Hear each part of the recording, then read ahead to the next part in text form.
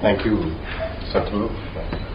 I think you've created such a large awareness and much needed of the hour right now. Once the director of No Names to be Taken, he told me, Charan, I'm making a movie in the future. It's a war-based movie, a couple of years back, and he said it's the concept of the war is a fight for water. I thought he was a mad guy. That he had no other better cause for a war apart from, not usually it's land and everything. Now I realize what a foresight he had, that this is happening actually. Drinking out of plastic bottles, we think we are all fine sitting at home. How has been the response to it? It's been the 14th day. I said only 2 chief ministers I had to meet to convince. Others I just wrote a letter and they respond. On a larger scale, we understood planting horticulture on either side of the river. See, the important thing is the land should be in shade. If organic, to call soil as soil, according to the UN standards, there must be a minimum of 2% organic content. But in states like Punjab, Haryana, Marathwada, southern Tamil Nadu, some parts of Andhra Pradesh, the soil, organic content in the soil has become 0.05%, not 0.5, 0.05%. This means this soil will turn into sand in the next 3 to 5 years' time. We are making soil into sand by taking away all the organic content. The only way you can add organic content to the soil is the leaves of the trees and the animal waste. The trees are gone long ago, and animals are all traveling overseas. See, if you cut an animal and eat, that's not the problem. The problem is when millions of animals are going away, what is going away is not meat. What is going away is topsoil. India has an average of 15 inches of topsoil. And every year we are taking out 5.3 billion tons of topsoil, which is little more than a millimeter. So just make a simple arithmetic and tell me, how many years is it before we are a total desert? People estimate in about 250 years, India will be a total desert if we go the same way. This is not rocket science.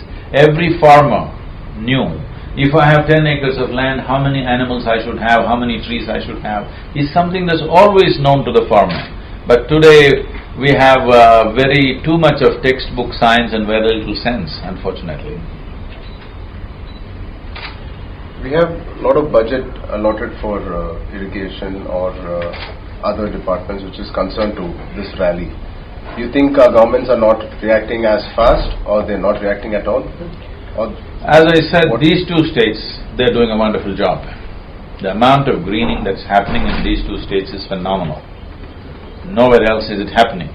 We have done a lot in Tamil Nadu, but as an organization, not as a government.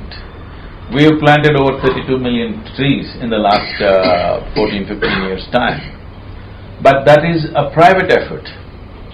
If the government was there, we could have made this into 32 crores probably.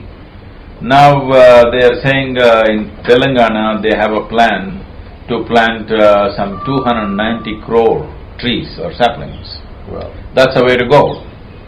Now we have an MOU with Maharashtra where we are planting 50 crore trees in the next 4 years. We have an MOU with Karnataka where they are planting 25 crore trees along Kaveri banks in the upper riparian area. This is the way to go. It is not like one NGO plants 10,000 trees and they are very happy. Somebody plants 1 lakh trees and they are very happy. This is not the way to go. It has to become an administrative process. It has to become governmental. Individual people, organizations doing is nominal. It is not really a solution.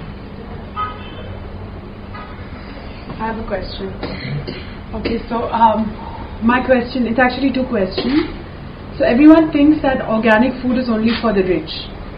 So can you please tell us something about that? And also, how do we make farming cool?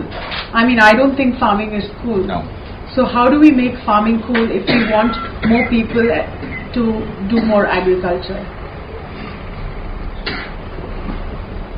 See, whatever ideas they have in urban areas, I must tell you, even today, it is only the poorest of the poor who eats organic food. Because in the villages, that's how it is. They're growing vegetables around their house. That's purely organic. Nobody is fertilizing them. So, the problem that's happened is this. In the last 40 years' time, we have moved, or we have tried to move, from subsistence farming to commercial farming. Subsistence farming means somebody had 3 acres of land, he grew everything that is necessary for his family on the land, he ate that, and he was healthy and well because he grew multiple crops. But today he is growing sugarcane, let's say. Now he is getting cash. But cash is not turning into nutrition. Cash is not transforming itself into nutrition. Today, if you see in the south, the main staple diet is just this: rice, tamarind, chili, onion. You have the meal.